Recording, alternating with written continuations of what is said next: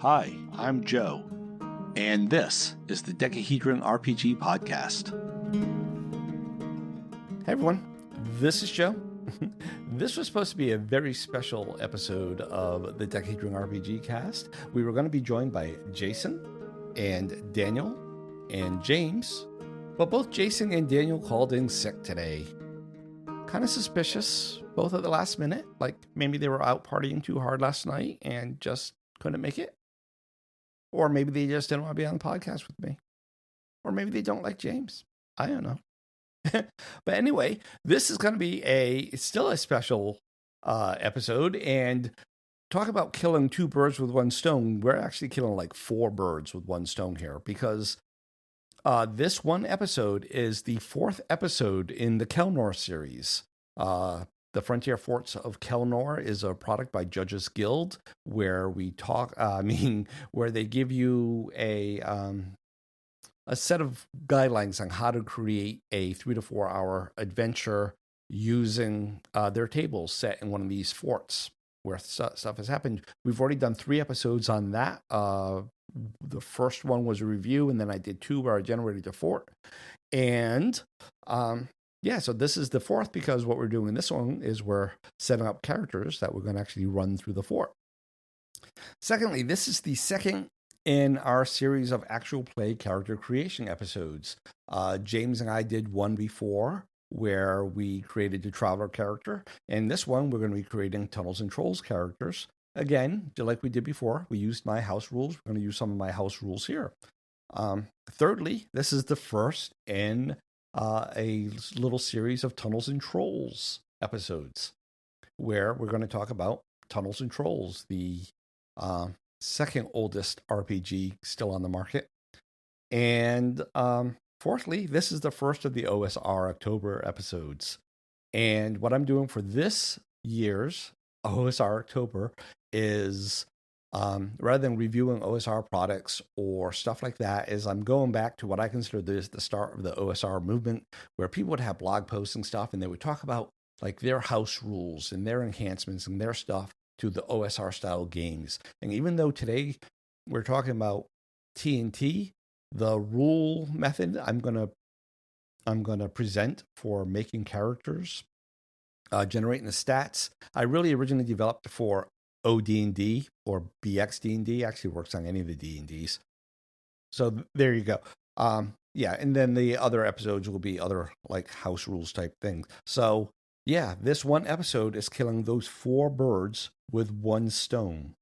So I am pleased that even though Daniel and Jason both couldn't make it today, that James did. And hello and welcome, James. Hello, Joseph.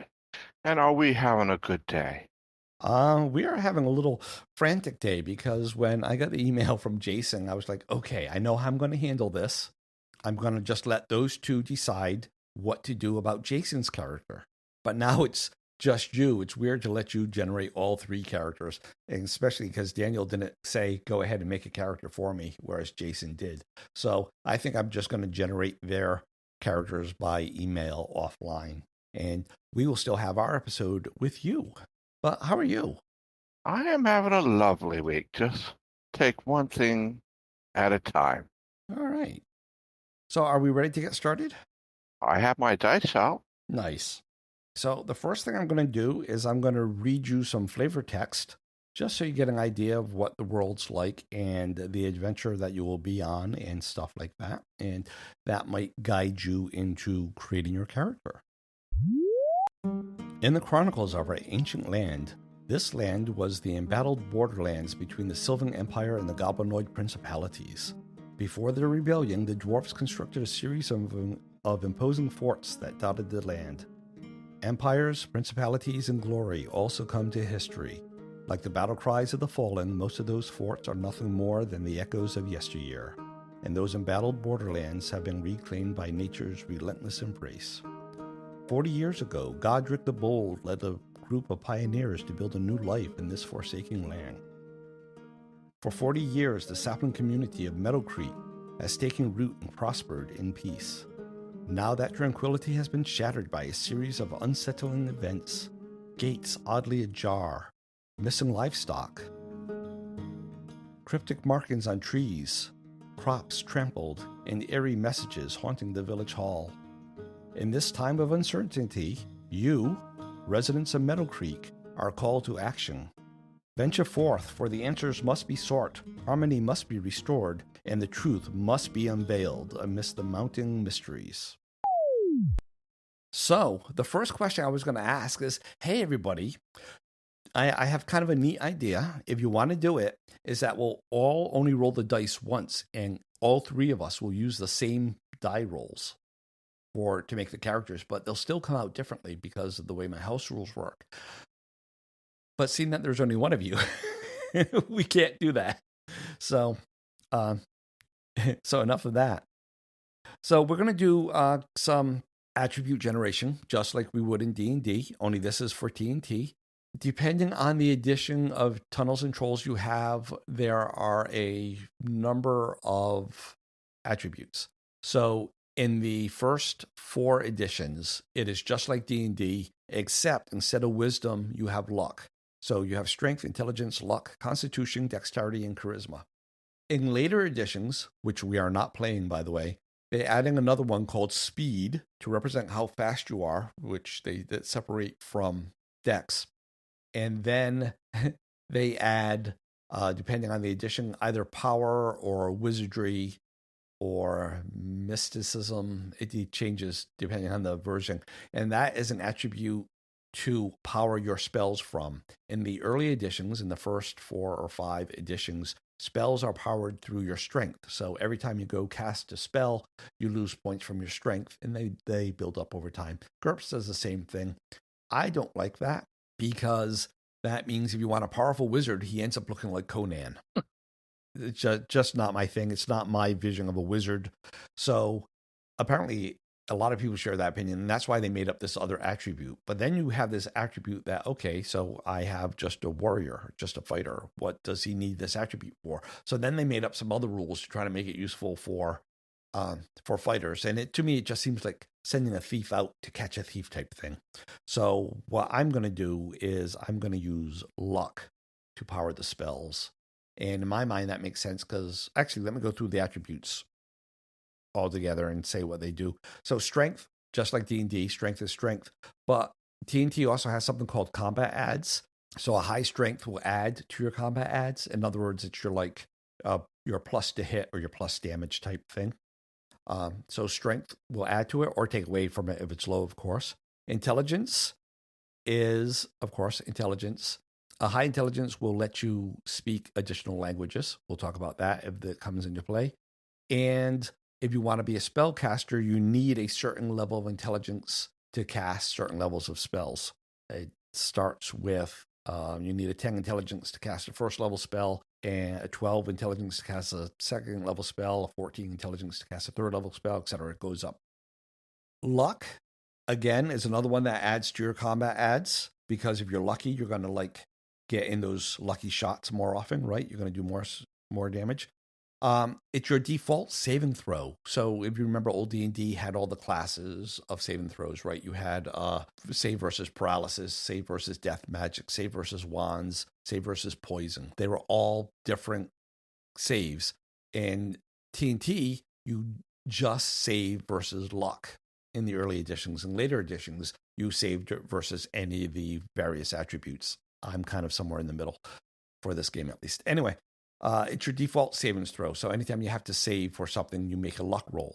And that's why I also think it's a clever idea to use that to power magic, because then you're kind of like saying that wizards can, whenever they make the save, they're actually casting some minor little spell that's not on the spell list. It's just a quick little rapid spell, and to let them make the save.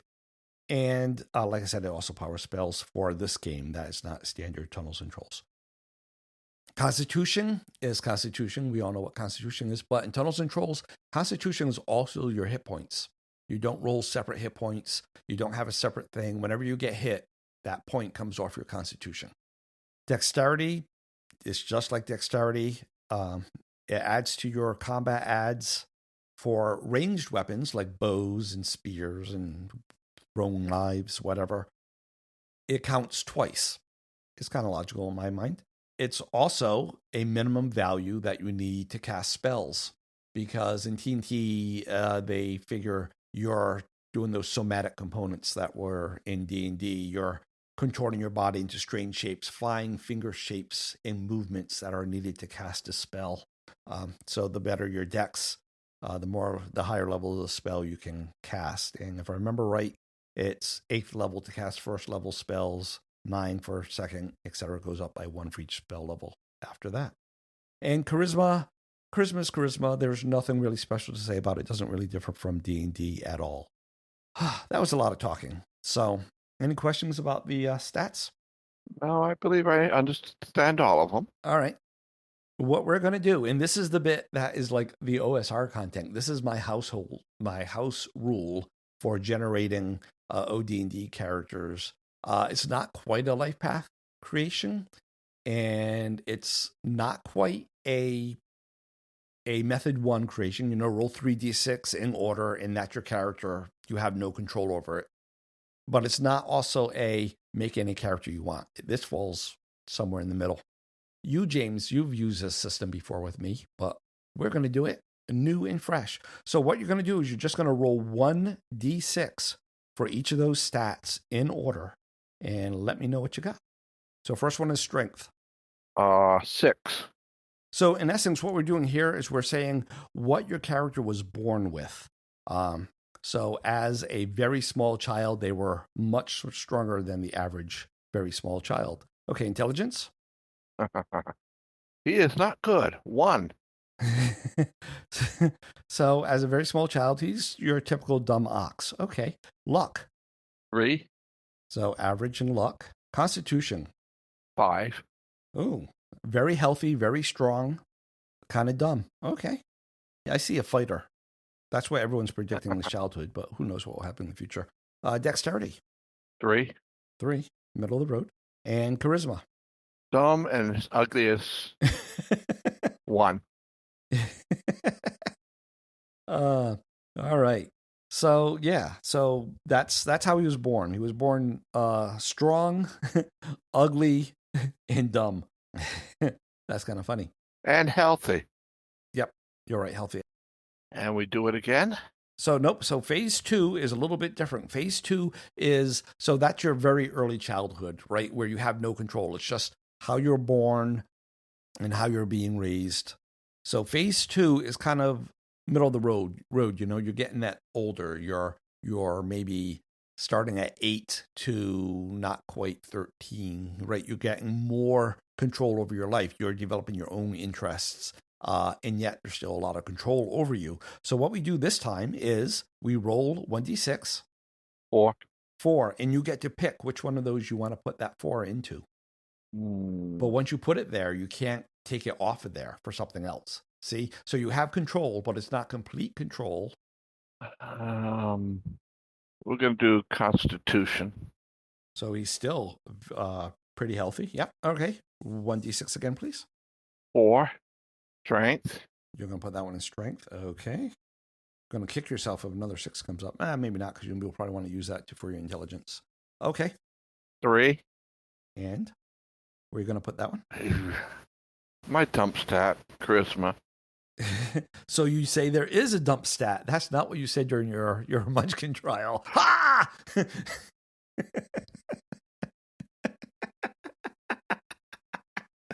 I'm just playing with you. All right. Again? 5. Intelligence. Yep. Bring that up to kind of average. Next. 4. So we're going to do that to Dex. And I name one more. Yep. 5, and that goes to luck. 5. Wow. So your strength is currently a 10, which for this stage in your life, that's above average.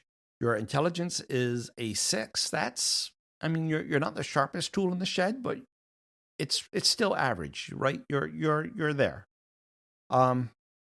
8 luck, same thing, only it's the other side. You're not the luckiest person. You're luckier than most, but still pretty middle of the road and average. Constitution 9, that's pretty good. You're pretty healthy. Your people will probably remark that you're healthier than most. Dex 6, That's kind of like your intelligence. It's not, you're a little clumsier than most, but not a lot. I mean, it's average. Your charisma is 4, and yeah, people are still probably commenting about how unlikable you are.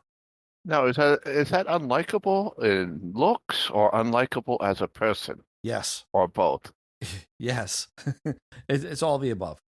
It's just like D&D before they added comeliness and then took comeliness away. It's your overall strength of personality, appearance, all that stuff.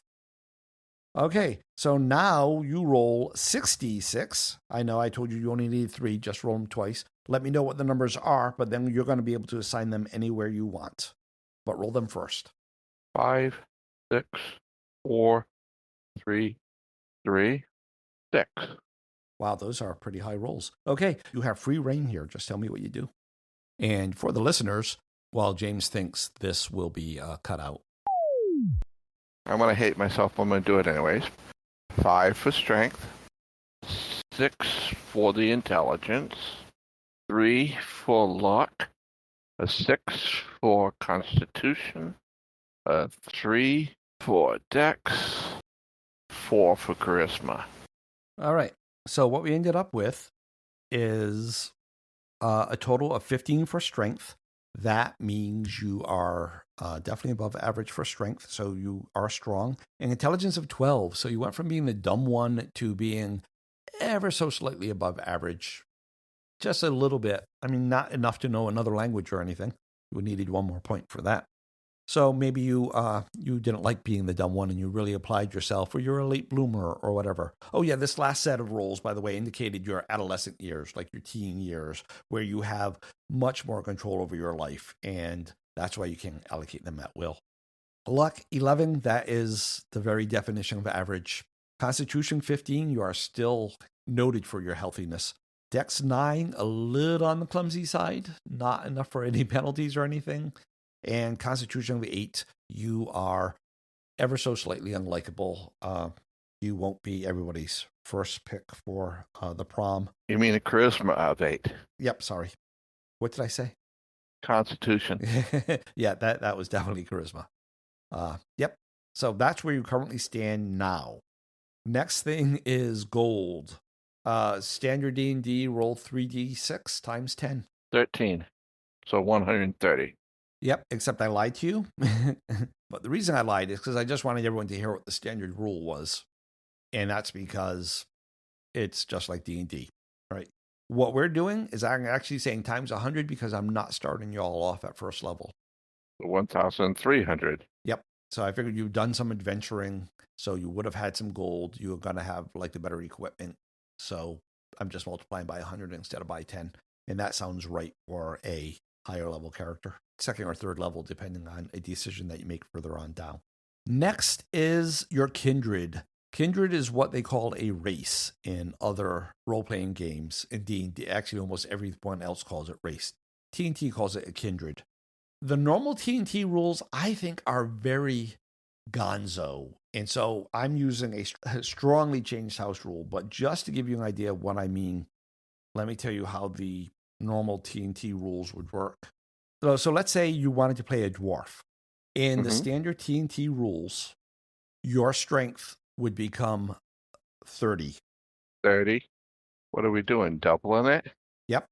It's the same thing with Constitution. You're almost making me think about it. Except that's not the rule I'm doing. I'm just saying what it is in standard Tools and Trolls. And I'm explaining why I don't like those rules, why I think they're so gonzo. And that would be it. So you would have a 30 strength and a 30 constitution. Why, if anybody's playing a fighter, why would they not play a dwarf, right? I mean, there's no benefit to not doing that. Are you saying the dwarfs have godlike strength? Numbers work a little bit differently in TNT. It doesn't stop at 18. As you gain levels, you just add to your stats. And they not only can they go higher, they're expected to go higher. So if you listen to like what I was saying before, that you need a 12 intelligence to cast a first level spell, and then it goes up by 2 for every spell level. That means by the time you want to cast a 5th level spell, you need a 20 intelligence. Okay. So the game expects that your numbers will go beyond 18. 18 is not the hard cap it is like it is in D&D. And just to give you one more example for the kindred, if we were playing by the standard races, if you were playing elf, your strength would still be 15. Your IQ would become 18. Your intelligence, sorry. Your luck would become 16. Constitution wouldn't be changed. Your charisma would become 16, and your dexterity would become 13. Actually, 13 and a half, but but like I said, that's all a little too gonzo for me. And like I said, there is no reason you would ever play a human with these rules. Here's what my household rule is. So I'm used the standard races though. So the races are human, dwarf, elf, leprechaun, fairy, and hobbit, or halfling. Let's say halfling. That way we won't get sued. So just to give you an idea what they are, human, you know what a human is. Dwarf, you know what a dwarf is. Elves, I give you a +4 when you're baking cookies. Because I'm a Keebler elf? Exactly. I'm glad you got that. Leprechauns, you know, they're magically delicious. Fairies, you know, like Tinkerbell or the male version of Tinkerbell. No, thanks. The book says that fairies with a strength over whatever can't fly, and I don't use that rule because what's the point of having a fairy if you can't fly? And a halfling, you know what a halfling is. So yeah. So which one of those do you want to be? Oh, and let me tell you what the kicker's going to be now. If you are a human, you will start at 3rd level. If you are a non-human, you will start at 2nd level. Yeah, that doesn't really sway me one way or the other. I am really, well, what is a dwarf going to be, seeing you're saying you don't do the additional 15 on the strength and constitution? So my house rule is that every race has one attribute that they get a +5 with, and another attribute that they get a -5 on, even humans. So don't let the numbers sway you. Play what you want to play. Well, I'm between the dwarf and the elf. All right, because you want to bake cookies. No. So in my world, even for a one shot, this is still my world. So in my world, dwarves are not living creatures. You know about my dwarves because we've talked about them before, but the listeners stones, haven't. Yeah, right. Yeah, they're carved out of the living stone by other dwarves. The first ones were carved out by elves and used as slave labor, for lack of any other term, until they rebelled. Actually, if you listen to the flavor text I gave in the beginning, I said until their rebellion, the dwarves built. That was the rebellion. They rebelled against the elves. The Sylvan Empire was the Elven Empire. Yeah, so they don't reproduce like humans. They go up into other mountains and they carve out their followers when they get to a high enough level and all that fun stuff. This is one shot. We're not going to worry about that. Yeah, so stuff like that. So you would be living stone instead of flesh and blood. I'm going to do dwarf. All right. So each race actually has they can pick where they want to do the plus and the thing between some stats. So for the dwarf, you can choose strength or constitution for your plus. Constitution. All right. So hit points rather than combat adds. Combat adds might have been more useful, but it's hard to say until the moment, right? Because if you got to that point where, 5 more hit points would have saved me. You know what I mean? But the other way, you would have been doing 5 more points of damage every round. So. Ooh. No, I'm going to keep it. All right. So is it a +5 to con? Yep. So your con is now a 20. And your negative is either off of dex because you're clumsy or charisma. Oh, man. You're going to let me have a 3 charisma? I'll let you have a 3 charisma. Oh, just for the game, I'm going to be rude and obnoxious. What do you mean just for the game? That's who you are. No, it's not. But to play the character right, I should be, right? That's why he has such a low charisma? Sure. We don't have alignments, do we? No, there's no alignment in TNT. The next step, though, is we do have a class, which in TNT is actually called the character type. And there are 3 types. Let me just tell you what the classes are. So there's warrior. That's, your fighter from D&D. If you want to make a combat machine, that's the one you pick. There's the wizard, which, that's your spell thrower and everything. What's your luck? You'd be an average wizard. And then there's one called a rogue. Now, because D&D came along and renamed their thieves rogues, everyone thinks that a rogue is a thief. It is not. A rogue is a wizard who did not join the Wizards Guild and did not get all that training in the wizardry stuff. So they're kind of your mixed class. They're kind of your fighter magic user. They can use all the weapons and everything that a fighter can because wizards can't. And they can cast some spells, but not as good as a wizard can. You already sold me. It is going to be rogue. I actually thought you were going to go with fighter. I wasn't trying to sell you. I was just making sure you knew what everything was. All right. Now you only get to level up once instead of twice. And that's because I took dwarf? Yep. What that means is you have the option of one of these 7 things.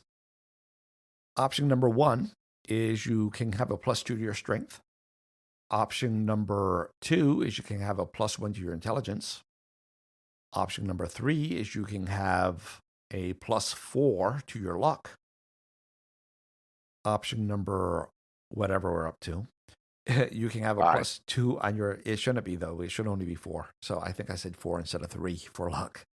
So option number 4 is you can have a +2 on your Constitution, or you can have a +1 to your Dex, or you can have a +2 to your Charisma, or last option is you can have a +1 to Strength and a +1 to Con. Now, question. You were saying the spells are going to be off luck, right? Yes. So the way it works is that when you look at the spell list, every spell has a cost to it. It might be 1 for something simple like Will-O-Wisp, or that's like their light spell, or it might be like 8 for like a Slush Yuck or something. And so then your luck, which is currently 11? So if it was 8, your luck would go down to 3. And then every 10 minutes, it goes up by 1 more until it hits 11 again. Seeing I'm a rogue, I'm not going to have a lot of spell access, do I? Nope. You're gonna get 1 first level spell that I'm going to give you, and then everything else you have to pay for out of your money. And they cost, 3rd level spells cost 1,000 gold. 2nd level spells cost 500 gold. And 1st level spells cost, they don't put down the cost because magic users start with them automatically. Because normally rogues have to spend a lot more because they have to find somebody who's willing to teach them, and that's a 1-by-1 thing. So let's say 250 for 1st level spells. I'm going to ask you a suggestion. So right now, seeing this as a one-shot, if it was a campaign game, I'd probably take the luck. What was it you said for strength? +2 if I just do that? Yep. Versus a +4 luck. So remember, luck, besides power and spells, is also your saving throws for most things. So would you suggest the strength and con, or would you suggest the luck? I don't know what I would do. I think I might lean towards luck, but I have another house rule that I haven't written down yet, is that rogues can burn luck, and only rogues, wizards can't, because rogues are all wild, willy-nilly with their magic, and they don't know what they're doing. They kind of sometimes use it like madly, and you can burn luck to make up for a saving throw, no matter what the saving throw was on.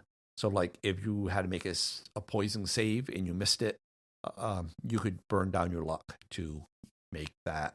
So, by burn down, I mean lower it. So, you missed it by 3, take away 6 points off your luck. But, it regenerates 1 point every 10 minutes. So then you made the same throw, and we just say that you did some weird magical thing to...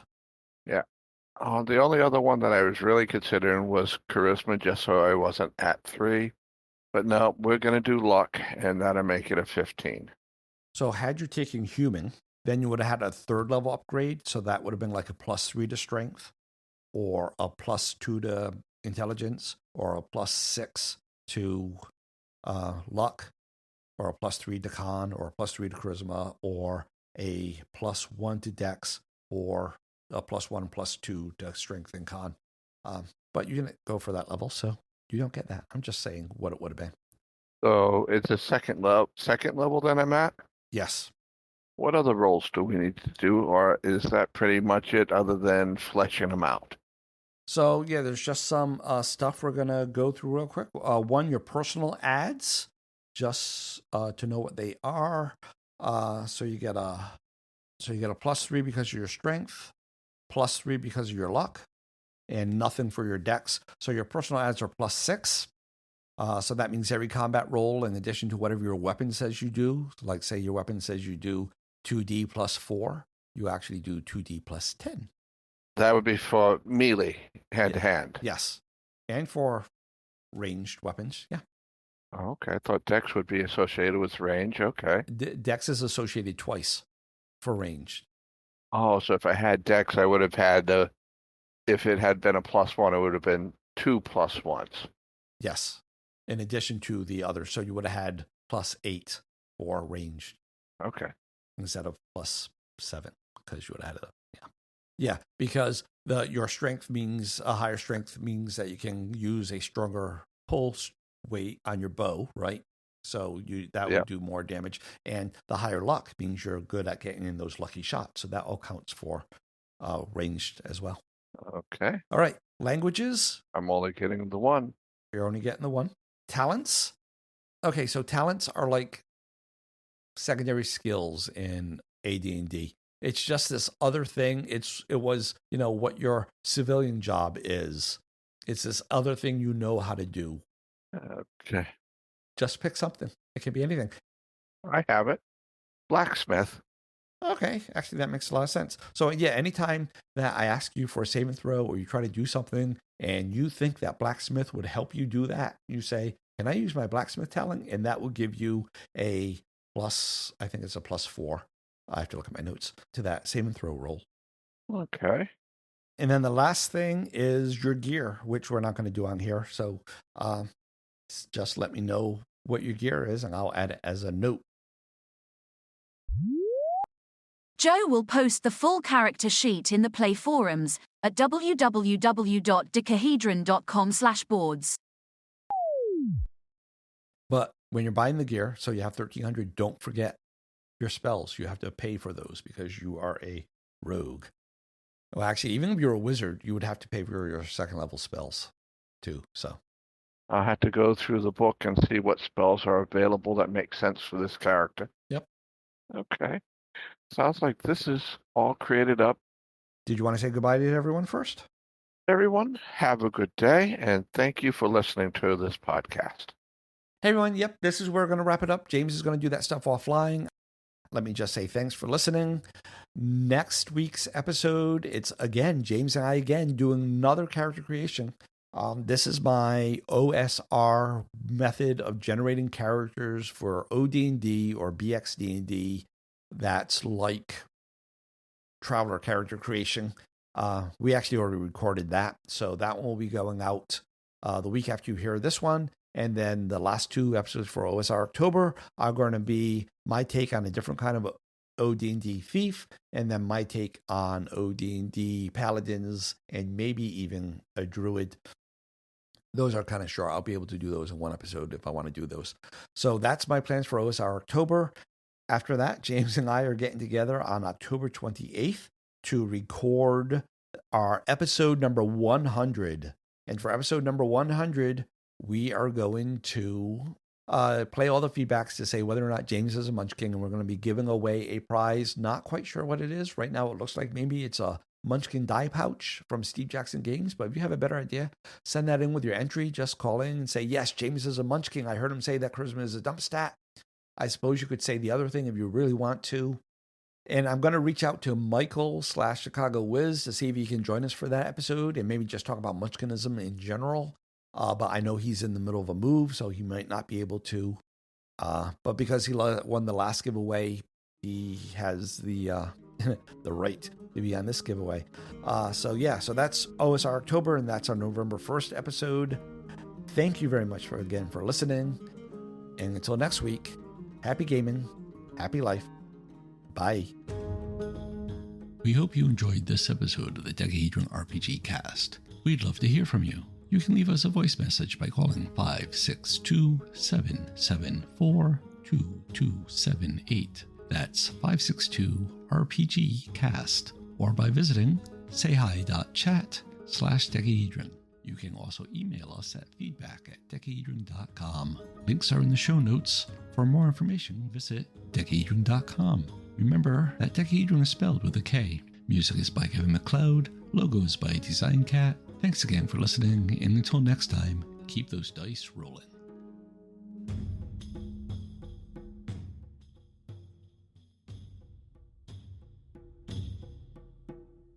People, vote for James is not a Munchkin. Joseph is just too harsh on him.